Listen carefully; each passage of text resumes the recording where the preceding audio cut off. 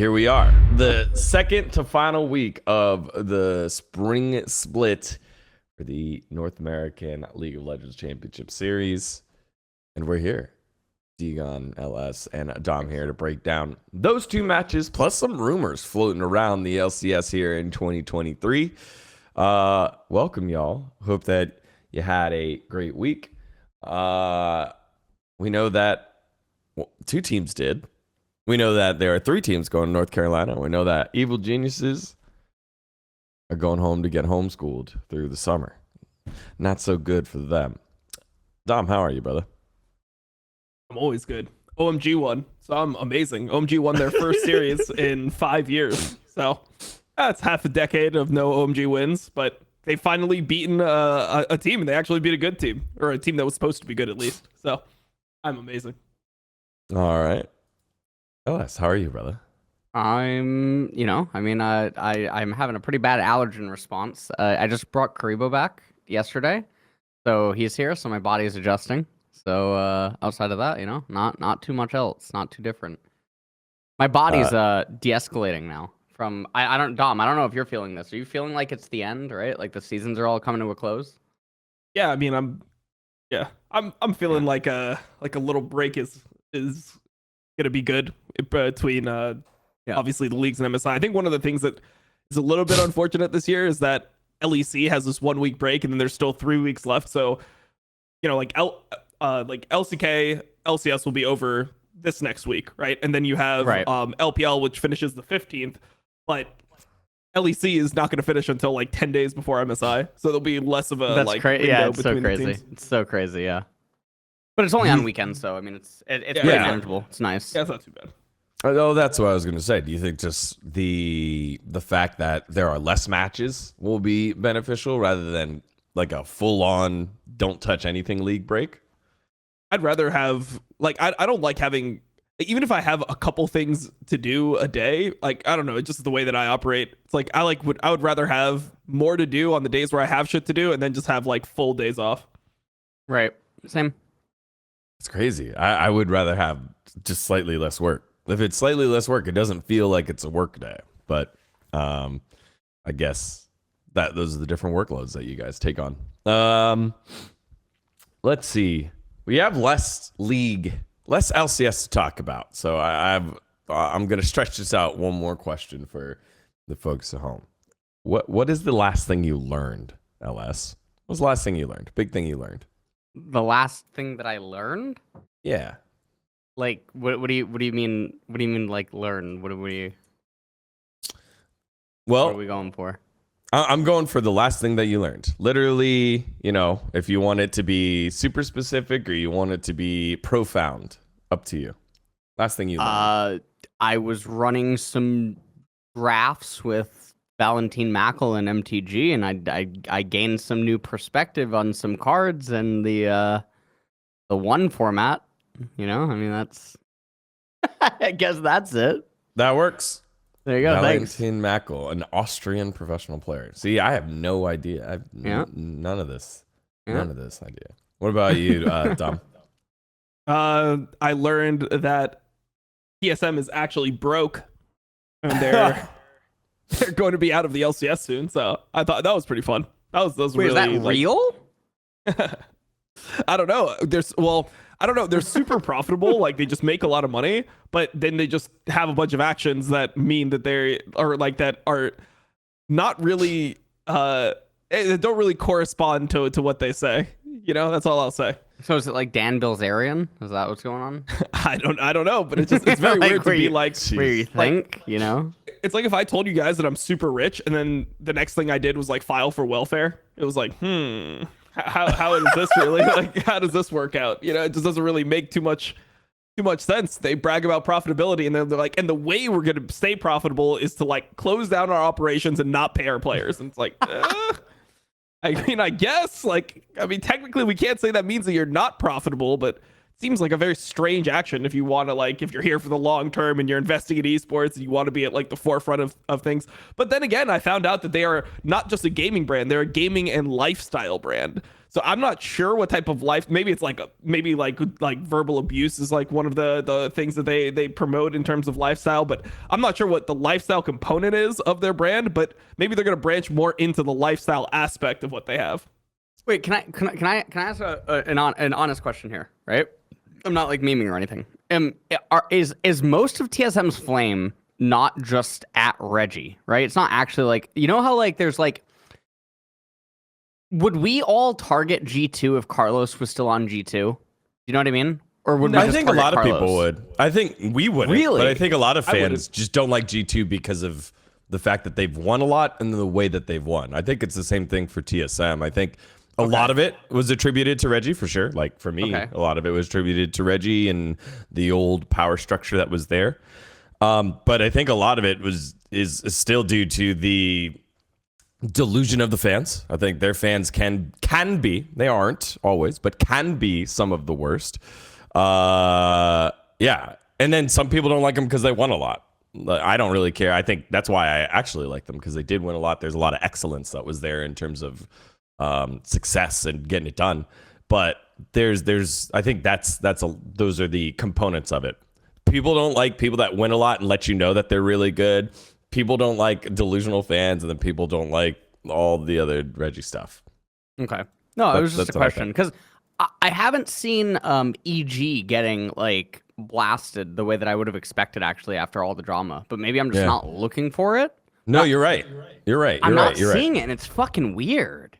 Well, it's because like for EG, you could always turn the blind eye. I mean, if you want to just openly discredit, I mean, people love discrediting Thorin and Richard Lewis, right? Like that is just a huge thing. Even though they're some of like the most accomplished and best journalists, they are just the most accomplished and best journalists that have ever worked in esports. People love being like, but like they're just some angry old men. We don't know if it's true or not. I mean, they're waiting for like an investigation or something, and they're waiting to see what Riot deduces, and then maybe then people will have more flame. But I think right now people can always hide behind the fact of like, well, they didn't, like, you don't know for sure if any of this is true, so you can't go too hard on them. Right. Yeah. Okay. I also wondered if maybe it's a thing where EG just didn't respond, right? And if you've watched a lot of the YouTubers, or like the YouTuber analytical breakdown people that talk about people that have been like canceled, or like people that get into hot water, one of the mainstream things that they always say is just to never respond and keep going about your stuff as if it didn't happen. And it's weird that like thing, right? You're right. EG is actually like deploying that strategy, and it's like oddly working. Like I don't understand. Yeah. Oh fuck. Okay. I think that's very accurate, right? The most recent time that Reggie has responded is this. That's why like fans are upset about them selling. It was what, a couple weeks ago, maybe like three or 4 weeks ago, that in the TSM subreddit it was like, hold on, be patient. We have an announcement coming. We're delaying our announcement because in January he said they were going to reinvest bigger and better into League, because when the FTX thing fell through, he doubled down on it as well, right? So this is all just constant like bravado that is digging them deeper and deeper until their actions are now saying otherwise. Did you see his Reddit comments from this morning?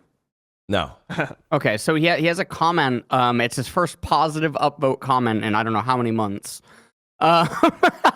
He has a comment. All of his comments are negative karma for literally the last like several months. But okay, he had a comment that says that he couldn't comment for business legal reasons, but will shed some light soon, and that he did plan to double down on League this season. However, because of how things played out, they couldn't double down this season. That's interesting.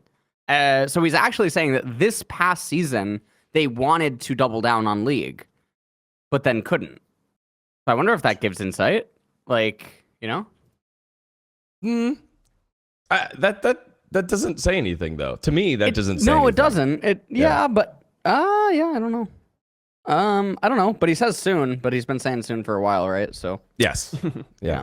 So your boy did some digging, and I think part of it is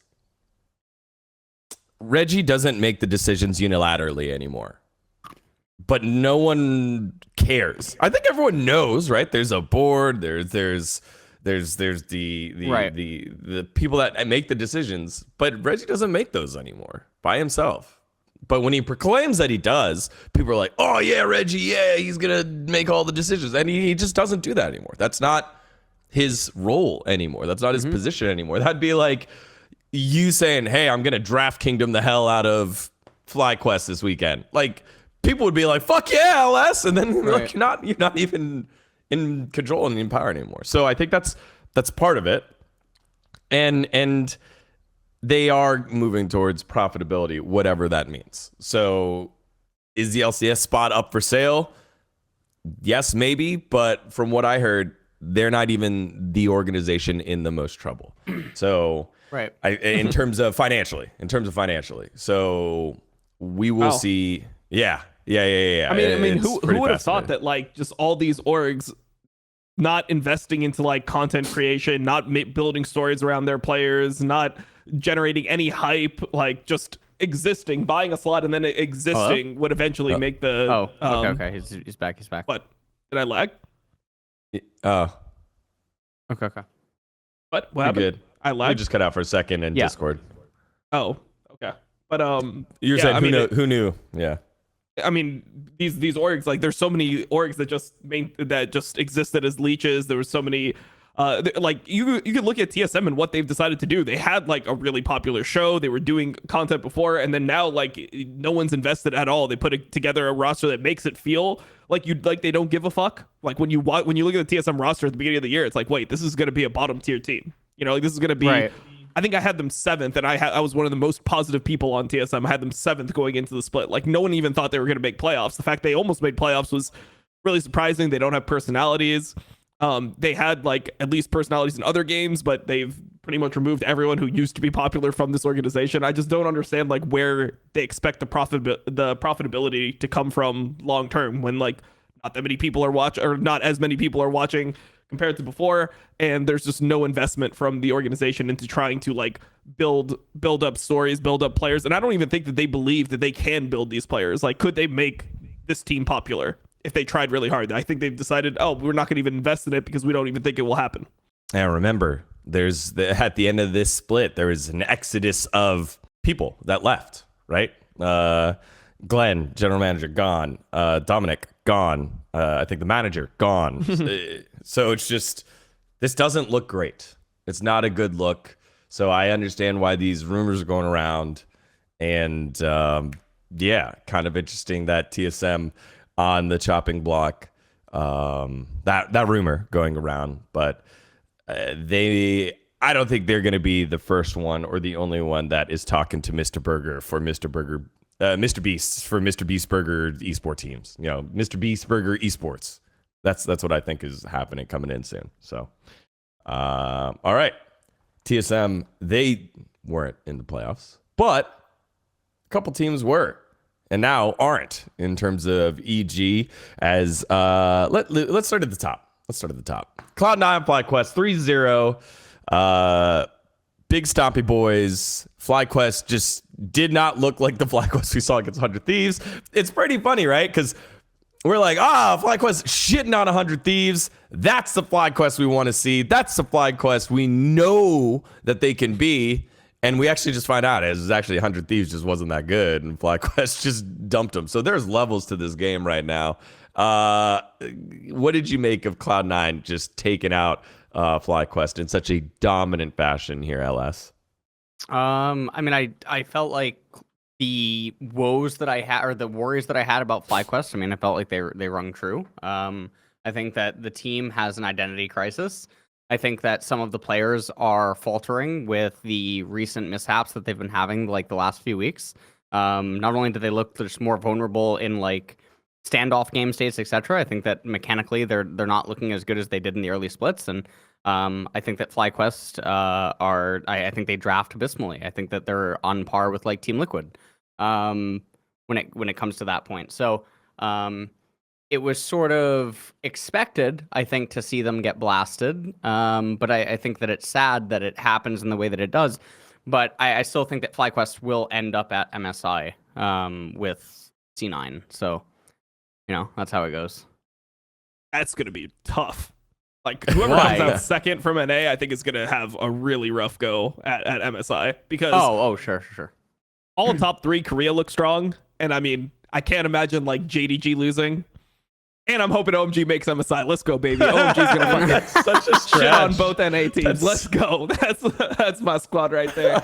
But yeah, I think this match, it kind of showed why C9's so far ahead of other NA teams, because every other NA team pretty much has to draft like Monkey Engage. Like that's what we said when it came to 100 Thieves. It's like you need Rakan, like or at least what my take was on the show is that I think they should have doubled down on playing these like Rakan, Viego, like Annie, Lissandra, just really easy to execute comps that are technically bad into some of the other comps, but at least you'll be able to have some like agency within the game and you can show up to objectives and team fight, and it makes the game a lot easier to play.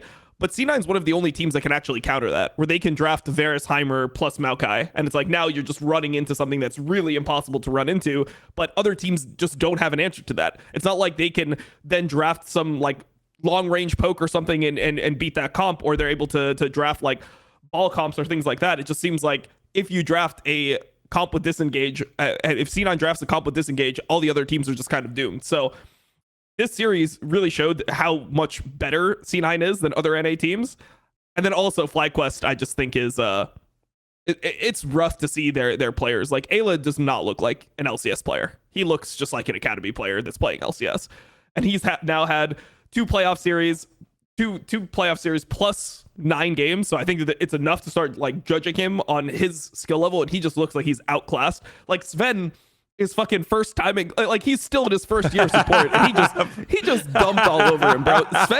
Sven was miles ahead of Eyla. He was so much better than Eyla for the whole series. He was like, that might have been the biggest diff in the entire series, right?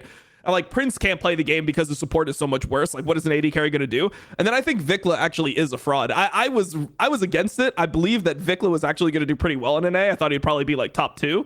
And Forrest kept on tweeting, man. He was tweeting every day. Vicla is so fucking dog shit. How is he getting like into LCS? This guy is such a fraud. And I was like, nah, Forrest, come on, man. There's a big difference between LCK. Like Vicla wasn't bad in the LCK. He was probably like what, like 6th, 7th best mid laner, which is fine. You know, like that's normally a pretty good mid. That's what he was. Yeah, right. That's normally a pretty good mid laner in the world. 6th, 7th in LCK is like you're probably gonna be one of the best in LCS, but no, he is just bad. Like his Tristana, oh my god, bro. It was a Karzi Tristana. It was a tactical Tristana, bro. It was in there. He's malphite ulting like on screen. Why? For what reason? Like it was really crazy to watch. So yeah, Flyquest mechanically, they just have 2 pretty bad players. I think Vicla was the worst player in the lobby, but to me, most of that felt like I think tilt. Eyla was. Ayla's the worst player in the lobby. He just plays support, so it just doesn't like you can mask how bad you are on support a lot easier than when you're playing mid. Maybe like, Ayla was bad. Maybe it was worse to expectation then, for sure. He was definitely worse to expectation, just because it just surprised me how much it looked like he wasn't himself. He stopped trying. He wasn't. Right. Yeah, I'd say those things. Maybe you're right, and I wasn't watching it with a watchful enough eye to be like, Ayla's missing everything. But it also felt like Vicla's just running it. He's ready to go. They're already going to North Carolina. He's ready to go home and start packing by himself for a week. Yeah. For just one day. It's kind of wild to be like, wow, Golden Guardians is our second best team because Flyquest can't get him. He can't get control of his emotions. And yeah. Other than that, so is there a fix? Is there a fix for Flyquest? Do they just roll the dice here while they're in the 3rd place match and put in Winsome, and that fixes everything? I mean, they looked unstoppable that first half.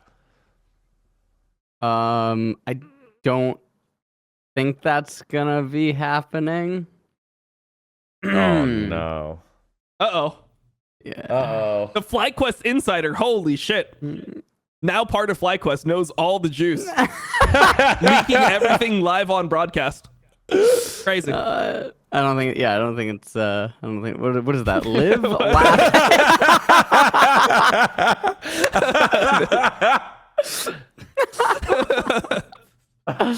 No, it's good.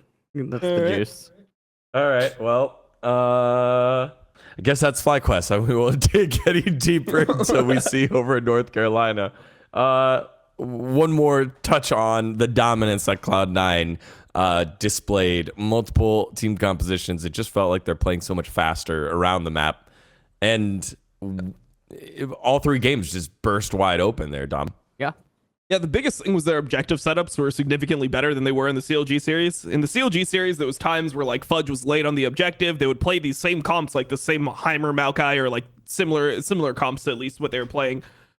This week, I think they had like a Jace in the previous series, but the same concept applies, where they weren't able to like judge when they could actually sit on the objective, when they could start it, like how they're going to turn, if they turn. All these types of things were not as good in the previous week. And then this week, they were actually really solid on objectives. So they got up to the objectives first. They got vision down. They threw saplings in bushes. They got eyes on everyone from Flyquest. And when Flyquest tried to engage, they just murdered them.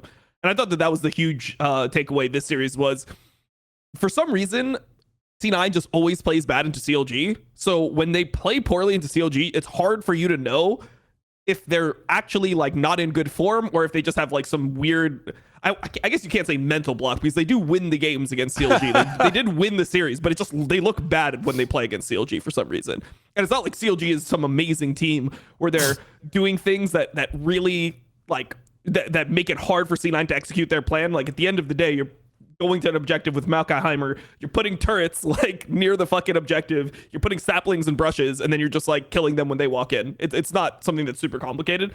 And versus Flyquest, they were doing this extremely well. They were winning objective fights. They were very smart about the way that they decided to do the objectives. They had a lot of setups in the games that you could tell were practiced. When you watch them play, you could tell that they get something out of their scrims. Like, for example, in the first game, Maokai goes mid, he pushes mid, like they have the Tristana and whatever. So they have it down where you have your Maokai go mid, you have push bot, push mid, go to the objective, do the objective at like 6 minutes, then you transfer, you go to Herald, then you do the same thing for the next objective. It felt like they actually are very practiced, where a lot of other teams, like Flyquest, looks like they don't scrim. They literally just look like they just show up and just play the game.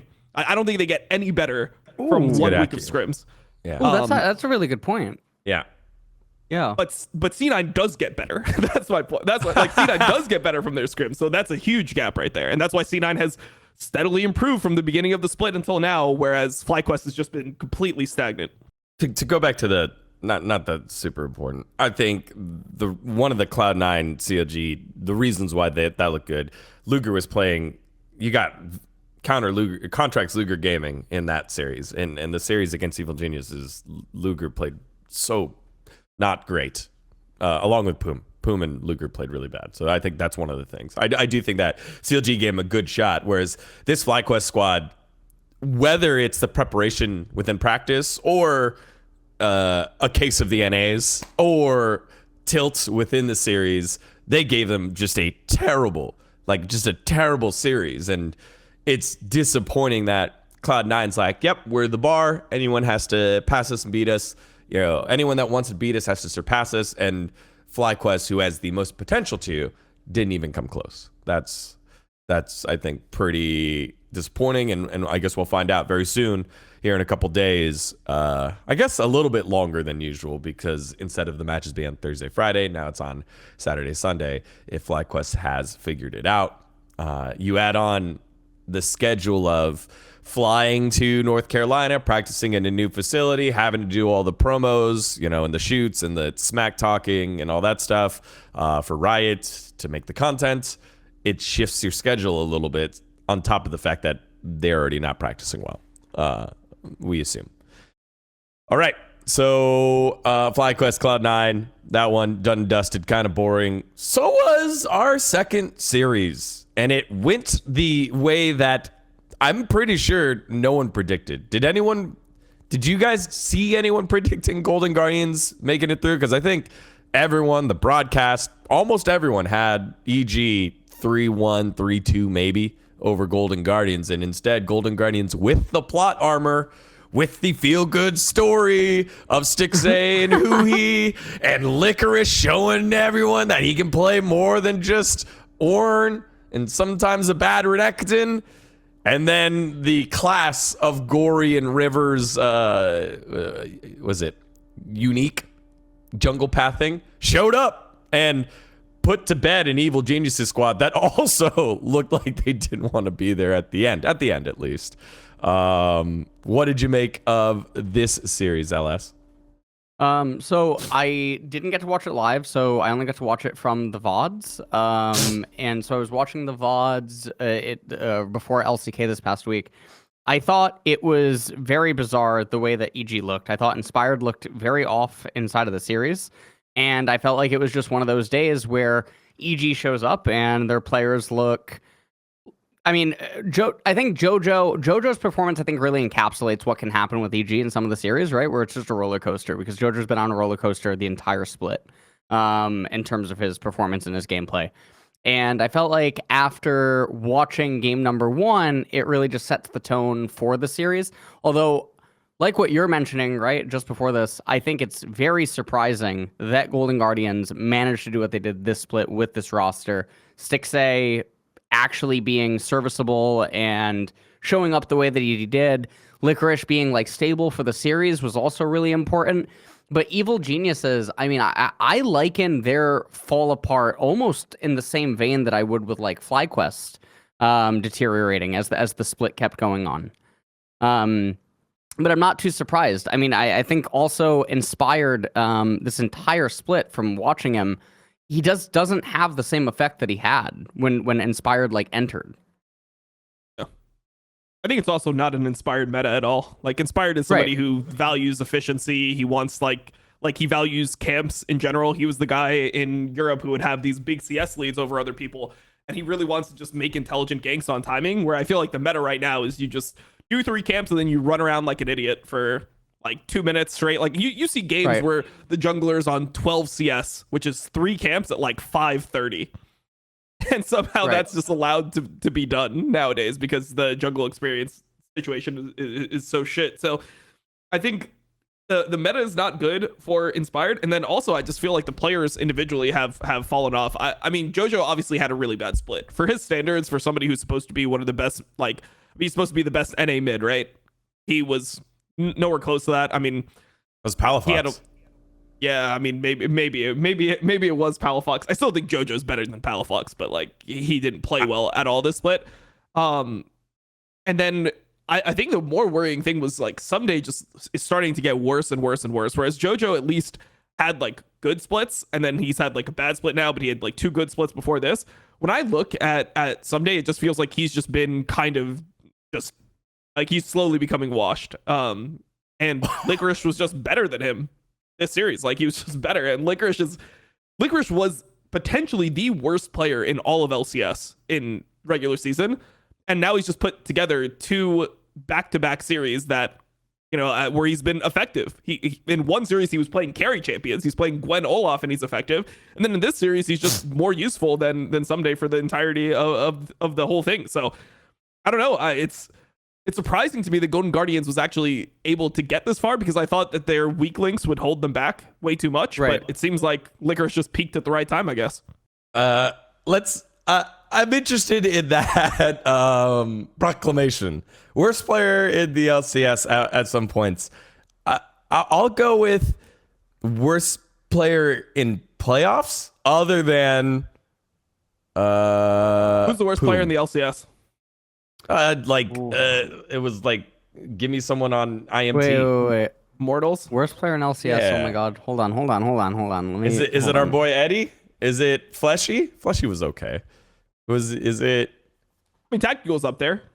Is it? He's definitely like Licorice was definitely the worst top laner in the Not LCS. Hooney. I'll say that. He was definitely the worst top at points to split. Like, I mean, think about all the games he had where he was just. I think about the Gragas game where he went Rowo and he was like 0-6. He got absolutely fisted by Someday or by Summit.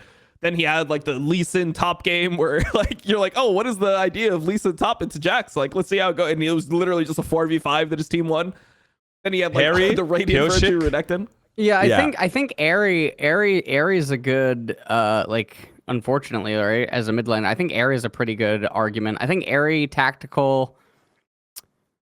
Yeah, I think if you were to ask me like a week ago, like the bottom 5 players, like not in any particular order, I think I would say Airy, Tactical, Licorice.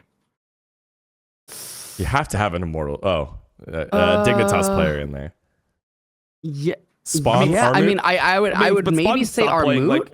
No, I would say Armoot probably, and then But I don't know who Armoot was I don't- just gapping licorice. Like that's the thing, right? Like if you want to That's true.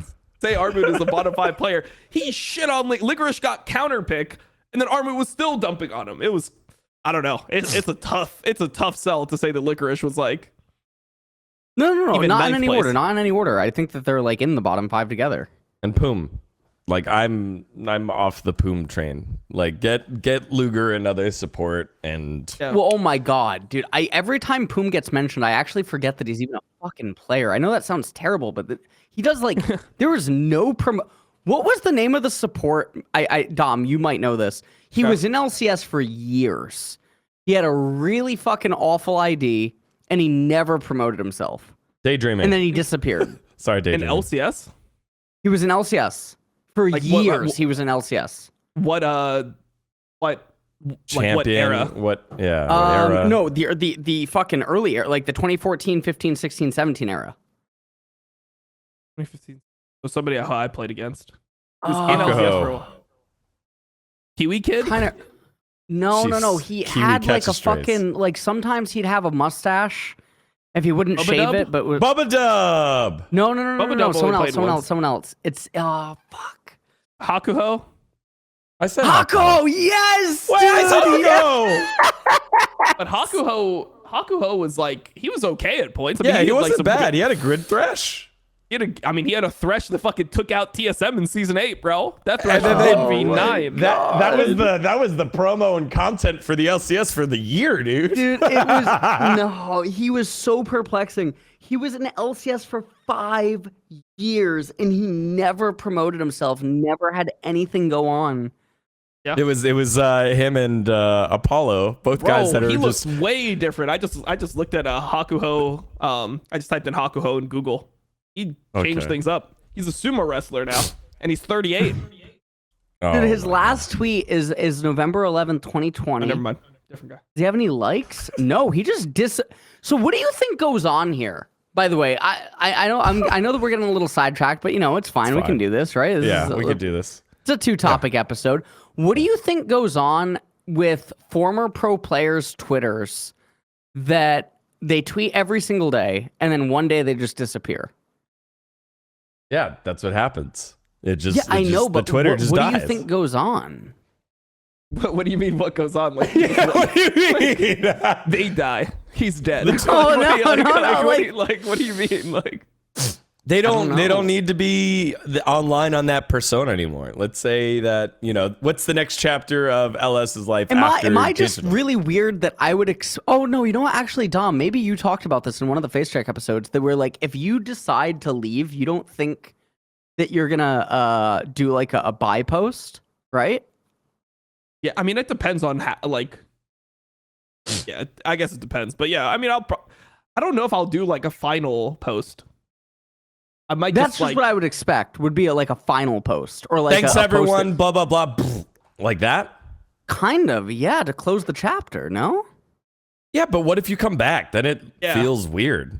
Yeah, then I'm not gonna be one of those guys like Nightblue who's like, Well, I'm then- quitting League forever, and then like 1 month I'm quitting for Fortnite, and then like a month later he's just like on the goddamn game like streaming. It's like, wait, bro, like you just like your words mean nothing, or like slow down. like if slow I down. did that, I would actually. I mean, it's part of the reason why I didn't come back to like pro play. There was times where I was thinking about coming back to pro play, and I was like, kind of cringe if I just say I retire I was and then I wondering. don't. That was the jungle tryouts that Steve was like, "Hey man, come back. We might need you." I was wondering why. I was like, "Dom, just do it, Wait, dude. when was this? Like season do it 8? and play?" Yeah, you don't.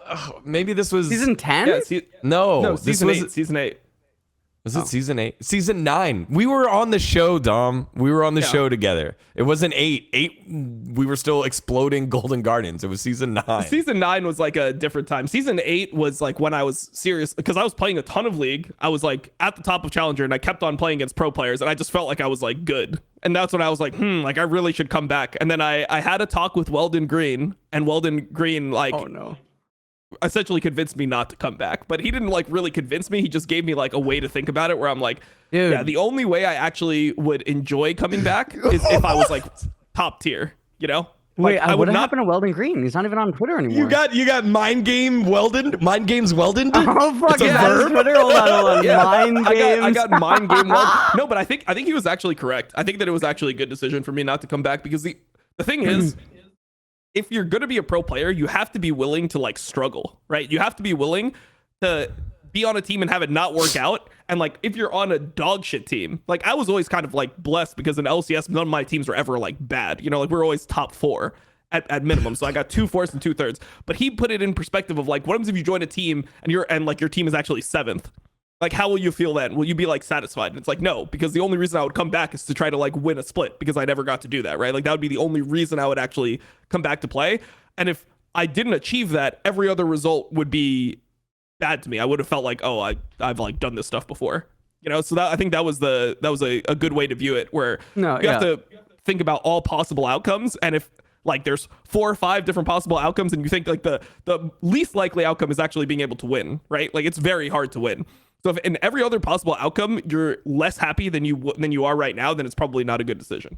You got to be ready to suffer as fuck, bro. You might go in there, you might think you're on a good team and might just be XL, bro. That could happen. You might just be double 10th place in fucking depression. Like, I wonder what Excel's gonna do for summer. Dang, I wonder if anyone on this podcast has ever felt that before. Oh, depression. Yes, that's right.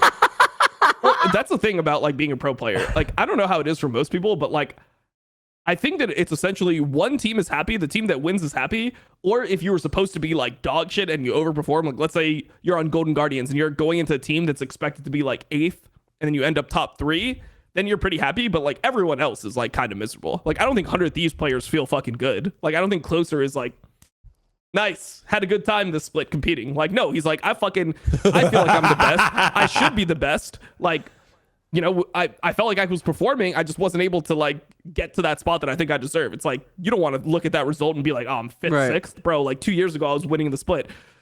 The last 2 years, I was in finals, man. Like I was in double finals. I was in 3 finals in a row and won a finals, and now you're just like on a 6th place team. That shit feels miserable, bro. It Actually, only feels yeah. good for like Golden Guardians and C9. Everyone else is like depressed.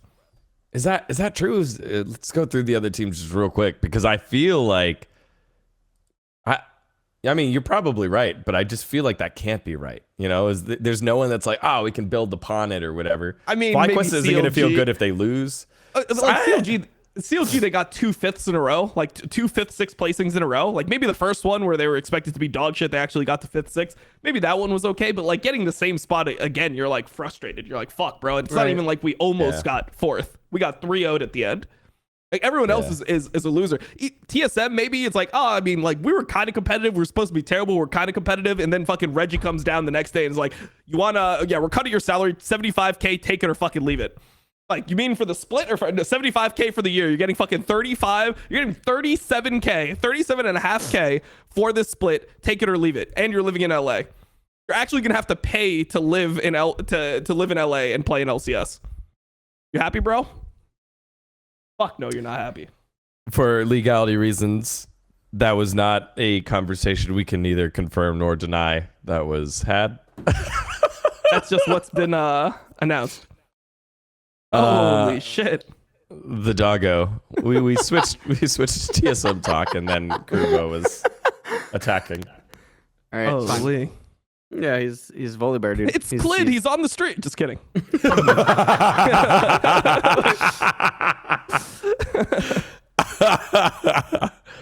All right, let's dive into a little bit of the Golden Guardian side of things now, because we did talk about the EG side. Oh, to close out the EG side, let's not forget, this is their most tumultuous off the rift season that they've had. I'm sure the team probably feels very uncomfortable or disassociated with the organization based off of all that stuff, because this team, you know, the core of it has been playing together for more than a year now and has found high levels of success. For Vulcan, this is the first time that he's not made top 3 in a long time. Remember, even going back to Clutch, they went to Worlds on Clutch. So maybe is it like, definitely 2 years for Vulcan, but it might be the first or second time. Oh, they didn't go to Worlds in 2020, right? Yeah, okay. Yeah. So, maybe a second time in his career that he's not top 3, he's not going to a live event. And the year that happened, there was no live events anyway. So, pretty fascinating stuff for evil geniuses to have to figure out moving forward. But for Golden Guardians, I mean, hey man, like the Stixay tour continues, the plot armor is there. Can Licorice continue to hold this form against Impact? Probably not, but they one thing that people will take away from this last draft, and if you're Flyquest, you're considering, is that they pulled out multiple champions in those different styles. And it was something that you brought up earlier about Cloud9. Maybe they don't do it as well as Cloud9, but they did play the Heimerdinger. They're like, all right, Heimerdinger, Caitlyn will push. And then they had, was it Cassante mid consistently, something to consider. It's just a little unorthodox what they're willing to play here. In this I guess patch that the playoffs are on, Tom. Yeah, I mean, dude, it's just been extremely strange. It just feels like when you look at LCS, no one can actually play the game outside of C9. That's just what the reality of the situation is. Everyone tries to play these different drafts, but like, man, like we can't even play malphite at this point. So, I mean, to be fair, neither can Doran. So maybe malphite is harder than I give. Like, to give. Maybe it's harder than I give. There's a controversy surrounding that game, by the way. I don't know if you do that, Dom. Did you know? What the Doran the GenG T1 game? Yep. What was the controversy? The controversy. Well, not controversy, but like the analysis and the sentiment that is centered around it is that like Doran actually had a phenomenal malphite game. What? And dude, I can't. No. It was my morning. No, like from who? It was my morning. My morning was literally like Discord screen sharing with multiple different pros and like Max and like other people going over that game and like looking at so many different spots. Like, who thinks it's good? Oh, dude, no, I don't even want to get us like witch hunted on FM Korea and stuff. I'll message you after the show. Basically, there's some notable people that did like, analytical VOD reviews of the games. You know what I mean? Okay. And it was just singing high praise, positivity about everyone in the game, when that's obviously just not the case if you watch it. Yeah, no, I saw some comments because I did a GenG T1 VOD review, and like no one is close to Doran in that final T. I think it was in game 4. What was the malphite? No, maybe it was game 2. The malphite game where he like just initiated something you should never initiate, and they just instantly lost the game. Yeah. So there's a spot in this game where they have no vision and. No, dude. Oh god. Doran flash ults. Towards Keria and Faker, right? And Faker has Zanya's, and there's no one that's even close to follow up. And then I'm like, this is just an int ult. Like, you're flash ulting with limited vision into like, and your team doesn't have like space to actually follow this up at all. And there's a lantern down, and people told me, oh yeah, like he horribly missed this ult, but in reality, it's a good ult because he predicted that Gumayushi was going to take a lantern and it was going to be a 3-man ult. Like, okay, but he just like did it. Like, I mean, so okay, so you went for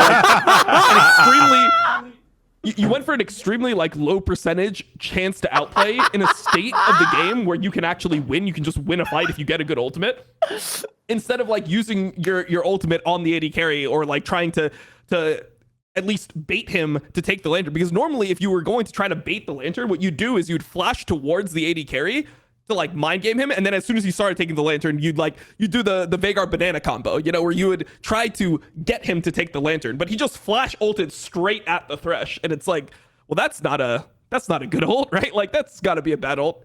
And yeah, I saw one of the most upvoted comments on my video. It's like, actually, this is a really good ult by Doran. It's just that like, no. Okay, so is that massively outplayed? Okay, that's on one of your videos too? Okay. Yeah. So the reason for this is because there's several figures in the Korean community that did breakdowns of this game and echoed exactly what they're saying to you. I like his thought process there, but the execution could use a little bit of work or whatever. No, it's so sickening. Also, there was that Reddit thread that was front page where it's like translated. But no, man, I just get so mad. Like, this isn't, it's not analysis. It's not. It's like... It's like commentary. But fuck, Max had a terminology for like what it is. Where people are blinded by the end result and then they will just say things that narrate why it was true. But it's not actually analysis, but it's passed off as such, and I don't know what the fuck the term is. Results-based analysis? That? Well, no, result. It's not quite results-based analysis. It's sorry, no, I fuck, I've forgotten. Okay. My bad. That's It's fine. all It's my fault. It's fine.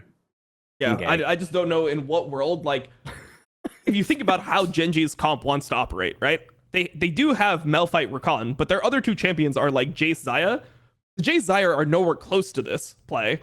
Like, there's flash on Keria, there's flash on Gumayusi. Flash ulting 2 screens away is just not a good play. Like, it is not a high percentage play versus good players. Like, if you think also that Gumayusi is a good player, right? If you think that Gumayusi is a good player and Keria is a good player, then gambling on them not being able to flash a max range flash ulti is just a lower percentage play than if you were to actually try to leverage your poke and leverage yourself into a position where they don't have full information and they're not just already walking away from a malphite, getting ready, preparing themselves to flash his ult.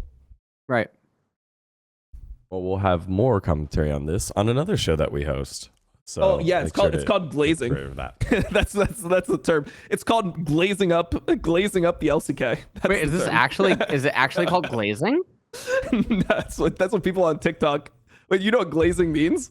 No. Like if you leave a glaze on somebody's parts, Is this a gay term? I mean, it could be for. I mean, it's essentially just dick riding. Tom, you're on the call with me right now. You have a pass. Yeah, it's like dick riding. People on TikTok call it glazing. Instead of saying like, they're like dick riding this like player, like they're like dick. Now everyone will just say, oh, you're just glazing them up, glazing them up. Yeah. Well, you've never heard this term? We're a bunch of boomers on this call. I've never. Really? What do you mean boom? What? Yeah, I've never heard this term. Really? Yeah. Nah, no way. It's so popular. Dom, wait, days. Aren't you the oldest in this call? Fuck no, Digon's here. Is it? Wait, Digon. What? Wait, what? I thought Digon's younger than Dom. Where are we going with this? So who do you think will raise the trophy in Raleigh, North Carolina? Well, bro, speaking of dick riding, let's talk about who's riding. Look, all I'm saying is I've been glazing up C9 this whole call. Why is there a donut? Why is there a glazed donut behind Decon's head? Oh my god, it looks like a fucking glory hole. What the fuck, bro? All right. Jesus. Creepo. All right. Oh, Jesus. I don't think you guys at home know how dangerous 2-topic shows are. They're so dangerous. Oh, okay. All right. Well, what are they gonna do? Donut Like, was made in the secret lab. Are they gonna get mad of fucking people say fisting every other fucking episode? They say fisting in live interviews on stage. Right? People are getting interviewed. You're like, yeah, we got fucking astro fisted and shit. They're saying that, and then I'm gonna get in trouble for saying glazing. Come on, man. Come on. This can't be real. No one's getting in trouble. No one's getting in trouble. Also, it's mainly don't put it past okay. It's mainly Vulcan that says that. This thing, I mean, I hear it all the time from the EE players. Like, didn't people are saying, "Oh, I got fisted in an interview," right? Like, isn't this a common thing? Yeah, I think that's what they said. I think they said it in the interview, which is pretty funny. How is that any better than like? It's not. It's not. Why? So, but why are we using that as the bar? Why are we using that as the bar? We gotta bring this turn. Look. If we're gonna succeed as an industry, we gotta stay current. We gotta stay down with the kids. The kids are saying glazing. We're saying glazing now. All right. It is what it is. All right. Well, who's gonna glaze their way to the top and ride the trophy all the way to MSI? Oh Jesus. Oh Jesus. All right. C9, I think. All right. There we go. Oh man, talk about the Golden Guardians. Yeah.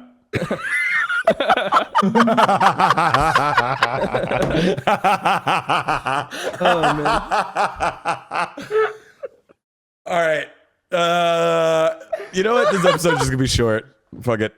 Who you got? Golden Guardians or Flyquest? Dom. I have. Oh, okay. Yeah, Look, Dom's I- first. I think Flyquest should win, but I am not very confident in that prediction. Like, I think it is depends on what Flyquest shows up, because if Vicla looks the same, there's going to be mid gap in the series. If Vicla looks like he did last week, Gory is going to fist him. So there it is. My In analysis. the mid gap. Who you got, Ellis? I have 3-0 Flyquest. Of course. Who do you have No in the bias. finals? LS. Who do I have in the finals? C9. Okay.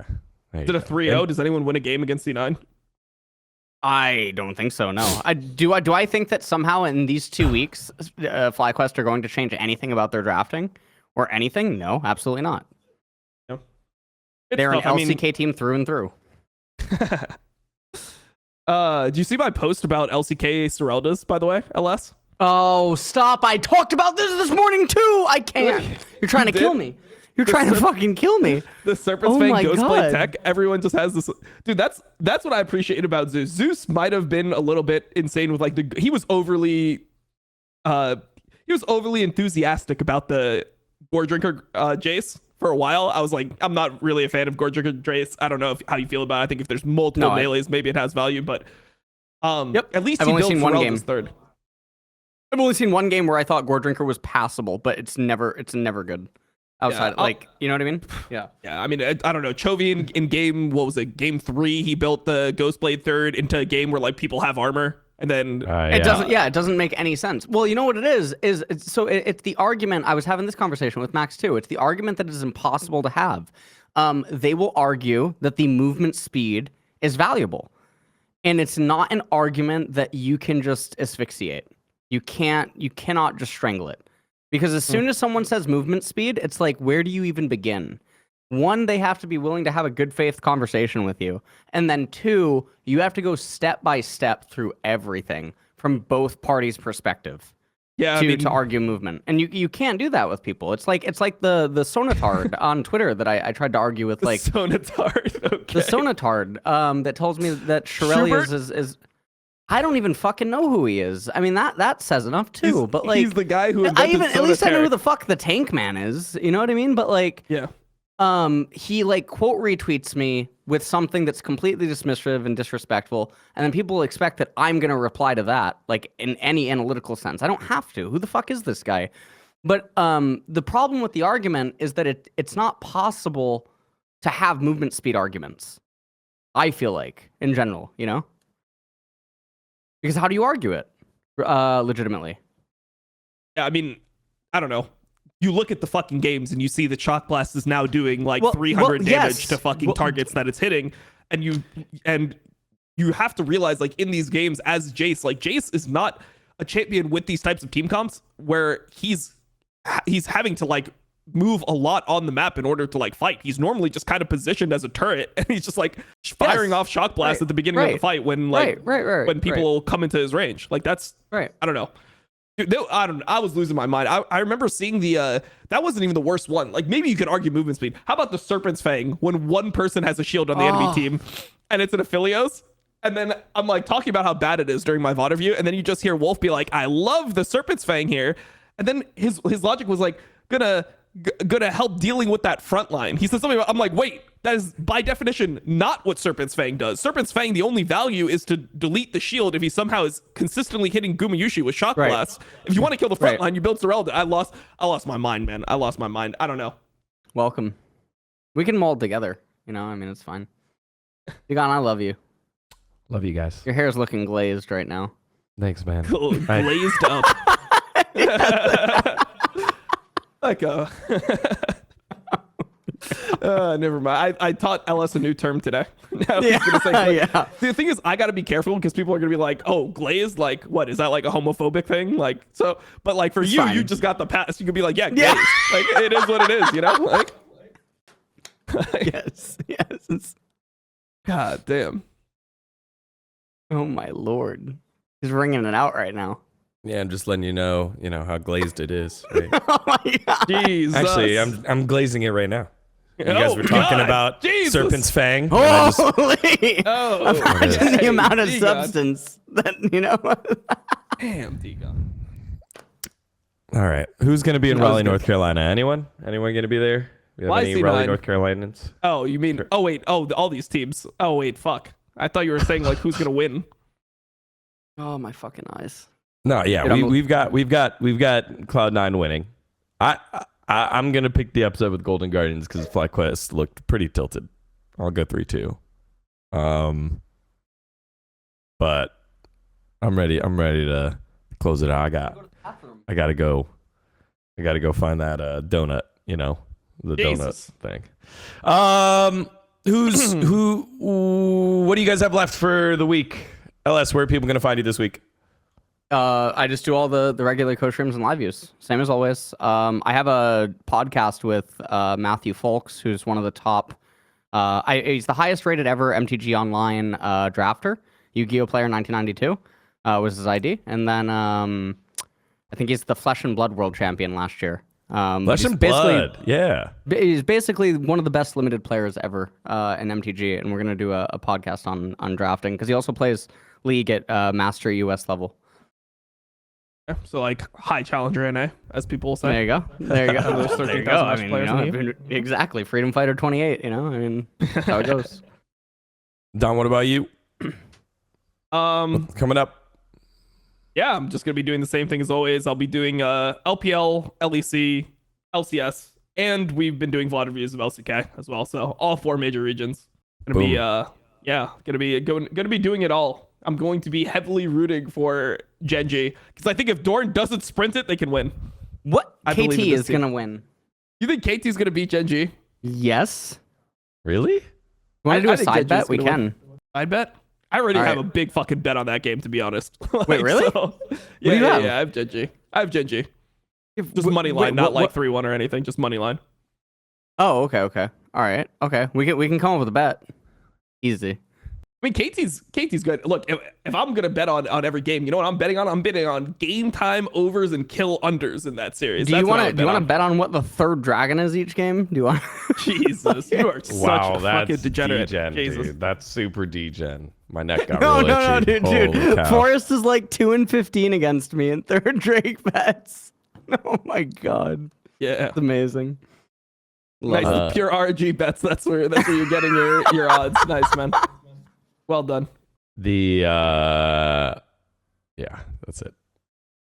Raleigh, North Carolina. I'll see you there. I'll be heading down maybe Friday, but I'll definitely be there Saturday and Sunday. So make sure to come say hi. I'll be walking around the fan area. I think in Houston and in Chicago, we saw a lot of LS and Dom signs. So make those LS and Dom signs. And, Wait, really? Yeah. I've There never were a seen a lot of Dom them. sign in my entire Yeah. life. Yeah, there were LS and Dom signs. There were a lot of Church of LS signs, but you had like 2 or 3 signs. I think in Chicago. Oh yeah, that's right. We got to do All-In. All-In.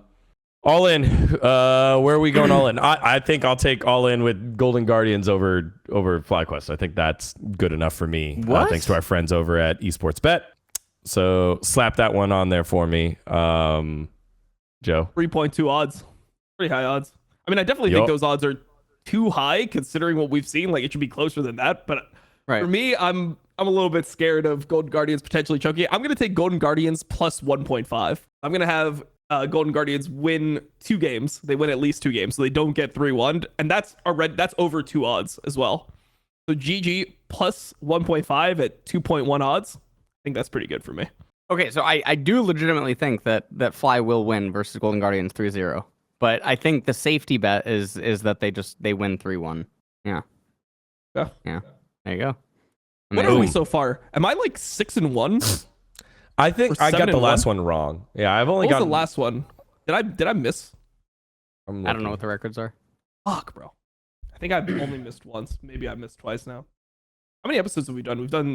This is our 8th? 8th. Yeah, this is our 8th. I gotta just get the tallies. Yeah. Okay. No. Based. I don't remember who. All right, Flyquest 3-1. Yeah, Oh, LS had Flyquest 3-0. You had Cloud9 1.5. -1.5 Yeah. versus That was against CLG. right? Yeah. Yeah, they 3-1 them, right? So I guess that ended up hitting. Yep. Okay, 6-1. It's so much easier to bet when you only have to do like one a week instead of like every single game. Right. Yeah. It's like so much easier. Is your what is your percentage so far? Your hit percentage so far? My Just hit overall. percentage? 55%, which is apparently good. Because the thing is that I don't know. I read a betting book, and one of the things they said is like, if you could consistently win, like if you could identify 60% winning bets all the time, why would you not also bet 55%? Because you just want to make sure that you have an edge on the house. You should bet anything that's like even close to like anything that you perceive as winning, right? It's the same way as like poker. If you have a 55% chance to win the hand 55% of the time, you'd go all in every time if you knew that like those would be the odds. Yeah. So it's win over time. So Right. Yeah. similar concept. All right, there you have it. Our shorter episode in the books. I have an interview with Ignar recapping the year. Vulcan right after the match. That was a pretty intense interview. I think I tried to leave in the pauses because he paused a lot to make sure he said the right things, but you know, his first time not making it to a live event in 2 years. And Stixay, a really, really good sit down with Stixay on the year and the interview that I thought I was going to have, and then the interview that we ended up having. It really, I think the Stixay interview, one of my favorites of the year. So I'll get those up in a couple of minutes. So you can head on over to my YouTube channel there. If you haven't already, make sure to head on over to the Esportsbet YouTube channel to follow. We've got ourselves some shorts coming up, as well as our final episode after the LCS finals over in Raleigh, North Carolina. Again, if you're there, make sure to come say hi, make the signs, and we'll see you next time for more Facecheck. See you, everyone.